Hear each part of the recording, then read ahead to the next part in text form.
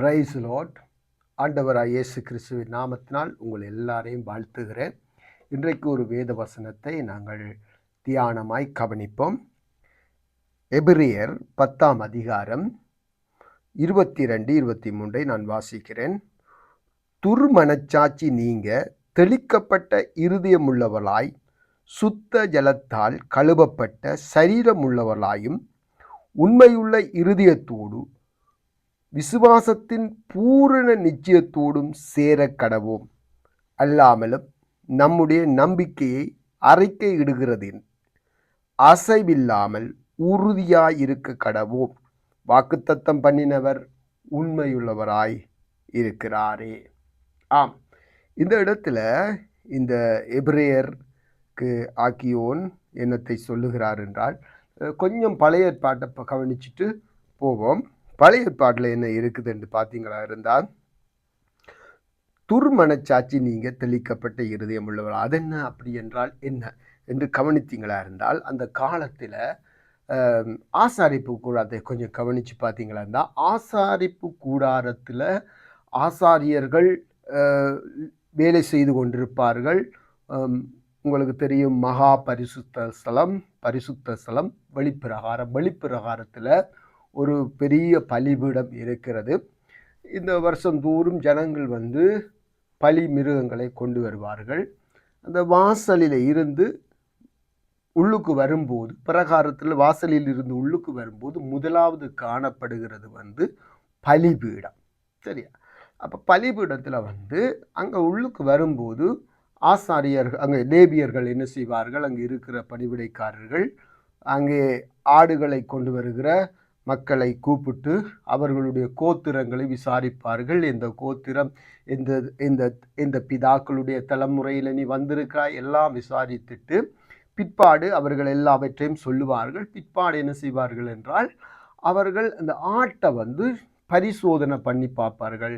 காது ஒழுங்காக இருக்கா, ஏதாவது காயம் இருக்கா, குருடா செவிடா எல்லாவற்றையும் வடிவாய் பரிசோதனை பண்ணினா பிற்பாடு என்ன செய்வார்கள், அவர்கள் சொல்லுவார்கள், பலிக்கு ஆயத்தமாயிற்று மிருகம்னு சொல்லி அவர்கள் கொண்டு வந்து மிருகத்தின் மேலே, அந்த ஆட்டின் மேலே என்ன செய்ய வேண்டும், இந்த கொண்டு வந்த ஆட்டை கொண்டு வந்த இந்த பலி செலுத்த வந்த மனிதன் என்ன செய்ய வேண்டும், அந்த கைகளை, 2 கைகளையும் இந்த ஆட்டின் மேலே வைக்க வேண்டும். வைத்த உடனே அது வைப்பது என்னத்துக்கு அடையாளம் என்றால், தன்னுடைய சகலத்தை பாவங்களையும் எல்லாவற்றையும் இந்த ஆட்டின் மேலே வைக்கிறேன் என்று தான் அதின் அர்த்தப்படுகிறது.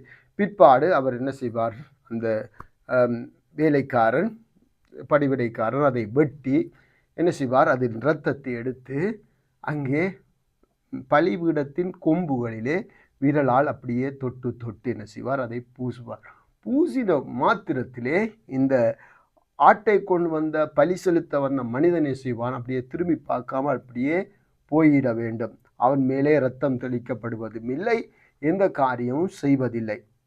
அப்போ இந்த ஆட்டை கொண்டு வருகிறவன் பாருங்க, எவ்வளவு அர்ப்பணிப்போட, எவ்வளவு கஷ்டப்பட்டு இந்த ஆட்டை எத்தனையோ கிலோமீட்டரில் இருந்து கொண்டு வந்து பலிக்கு கொண்டு வந்தால் அதை அவன் மேலே இரத்தமும் தெளிக்கப்படுவதில்லை, எந்த ஒரு காரியம் அவனுக்கு பூரணம் வருவதில்லை. ஒரு என் பாவம் மன்னிக்கப்பட்டதா, எந்த ஒரு என்ன கடவுளுக்கு செலுத்தினோம் என்று விட்டு அவன் என்ன செய்வான், அதை செலுத்தி விட்டோம் என்று விட்டு அந்த காரியத்தோடே அவன் வீடு செல்வதை தான் கவனிக்கக்கூடியதாக இருக்குது. அங்கால பார்த்தீங்களா இருந்தால் தண்ணி தொட்டி இருக்கிறது. அந்த தொட்டியில் என்ன செய்கிறது, கைகளை கால்களை கழுவுவதில்லை. இப்படியான வேலைகள்.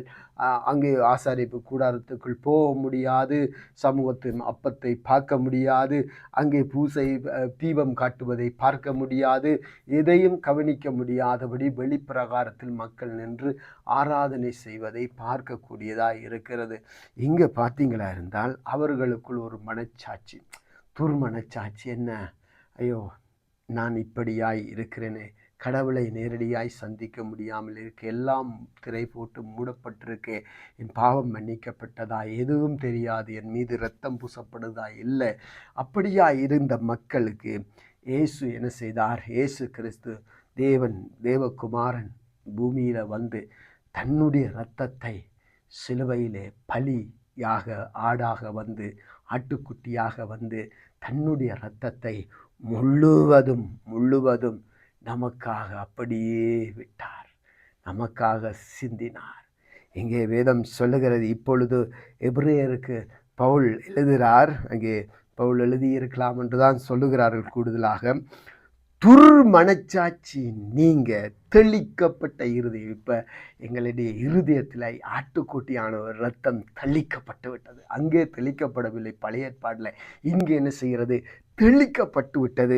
துர்மனச்சாட்சி நீங்க தெளிக்கப்பட்ட இருதயம் உள்ளவர்களாய் சுத்த ஜலத்தினால். இப்ப அந்த ஜலத்தினால் கழுவ முடியாமல் இருந்தோம், ஆனால் பழைய ஏற்பாட்டில் அந்த ஜலத்தினால் கழுவ முடியாமல், ஆனால் புதிய ஏற்பாட்டில் வார்த்தை என்ற ஜலத்தினாலே, வார்த்தை என்ற ஜலத்தினாலே எங்கள் ஆவி ஆத்மா சரீரத்தை கழுவக்கூடியதாய் அன்று தினமும் தேவ வார்த்தையை தியானிக்கும் போது கழுவுகிறோம். வார்த்தையினாலே நாம் கழுவப்படுகிறோம். அங்கே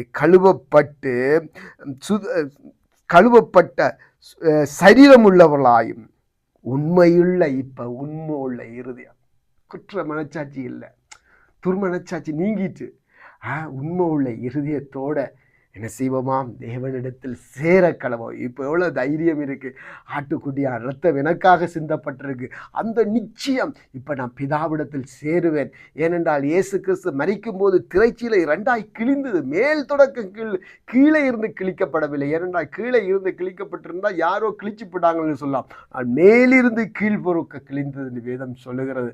ஆம், நாம் இப்போ தைரியமாய் ஆண்டவரிடத்தில் என்ன செய்கிறோம்? சேரக்கடை முழு இருதயத்தோட விசுவாசத்தோட. இங்க என்ன காரியம் என்றால், இதை சேர்க்கிறார் என்றால், ஆட்டுக்குட்டியா ரத்தம் எங்களுடைய இருதயத்தை கழுவியது, எங்களை சுத்தம் பண்ணியது. ஆண்டவருடைய ஜலம் வார்த்தை சுத்தமாக்குறது என்ற அந்த நிச்சயத்தோடு விசுவாசத்தோட. இப்ப விசுவாசத்தை பிடிச்சு கொண்டுதான் ஆண்டவரிடத்தில் ஆண்டவரிடத்தில் போகிற பிள்ளைகள், ஒவ்வொரு பிள்ளைகளும் தேவ பிள்ளைகளை கேளுங்கள், விசுவாசத்தோடு தான் நாம சேரணும். விசுவாசத்தோடு சேர கடவோம்.